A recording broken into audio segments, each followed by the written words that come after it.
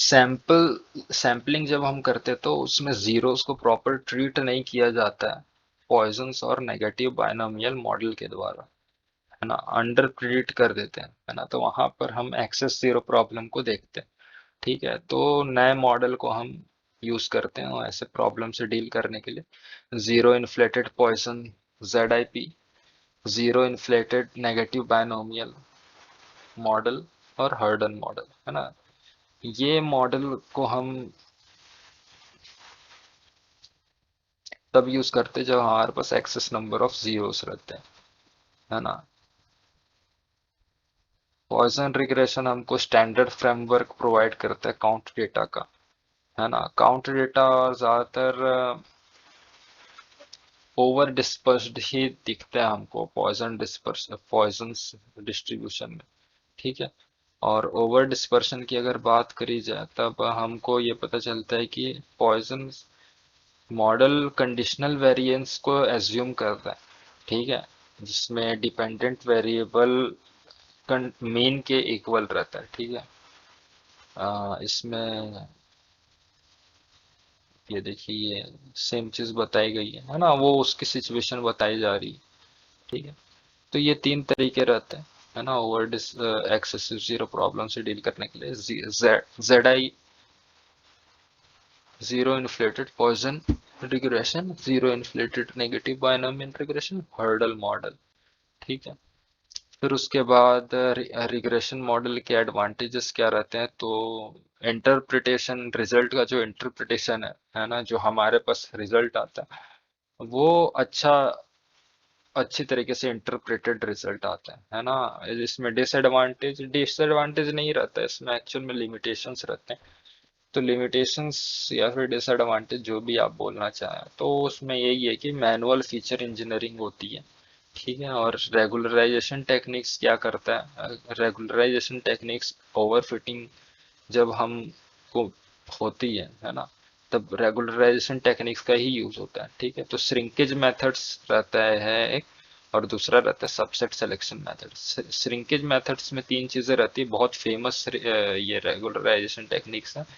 Lasso regression, जिसको L1 regularisation भी बोलते हैं, रिज रिग्रेशन जिसको L2 रेगुलराइजेशन बोलते हैं, या फिर टिकोनो रेगुलराइजेशन बोलते हैं, या इलास्टिक, या तीसरा चीज होता है elastic net regularisation. Lasso regression या फिर L1 रेगुलराइजेशन क्या रहता है, इसमें मॉडल की कॉम्प्लेक्सिटी को हम कैसे एक्सप्रेस कर सकते हैं, हम sum of absolute value of weights को जब हम देखते हैं तो हम एक मॉडल की कॉम्प्लेक्सिटी को हम समझ सकते हैं।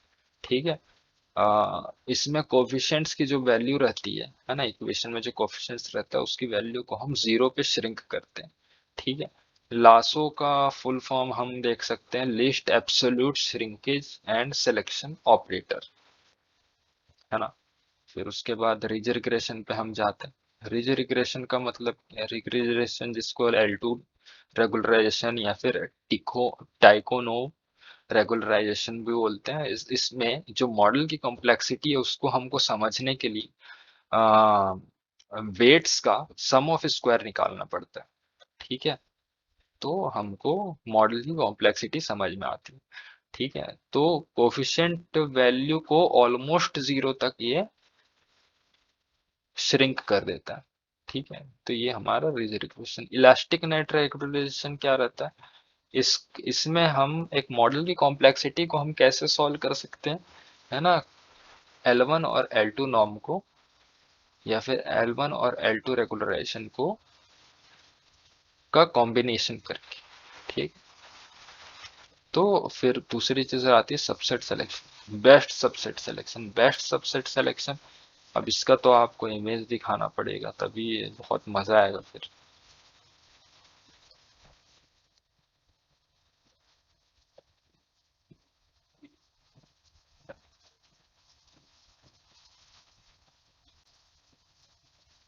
तो ये होता है बेस्ट सबसेट सिलेक्शन। यहाँ पर मॉडल बिल्ड किया जा रहा है X1 से, दूसरा मॉडल X2 से, तीसरा मॉडल X3 से। यहाँ पर मॉडल बिल्डअप किया जा रहा है X1 X2 से, X1 X3 से, x2 x3 से। यहाँ मॉडल बिल्डअप किया जा रहा है x1 x2 और x3 से।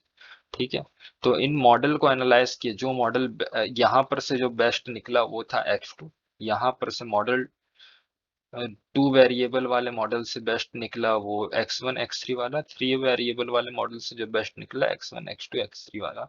और इन तीनों को जब कंपेयर किया गया तो x1 x3 वाला मॉडल बेस्ट निकला। तो ये हो गया हमारा बेस्ट सबसेट सिलेक्शन मेथड। ठीक है, फिर उसके बाद हम जाते हैं forward step wise selection method में, है ना, जहां पर हम शुरू में अ,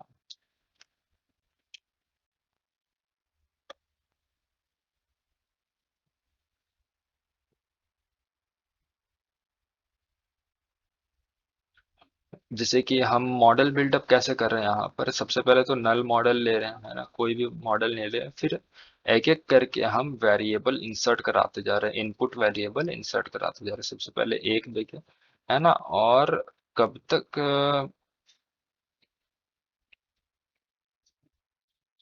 जब तक वेरिएबल खत्म नहीं हो जाते तब तक हम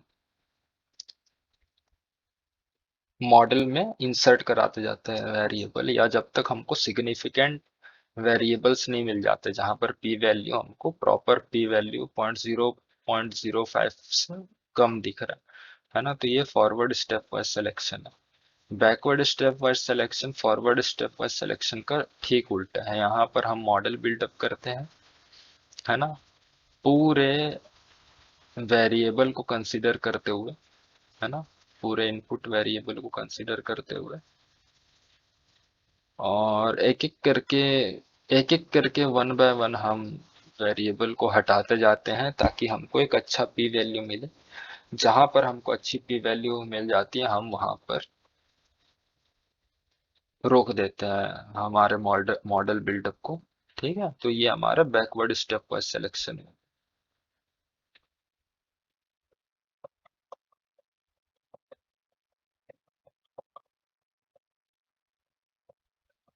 ठीक है, तो ये हमारा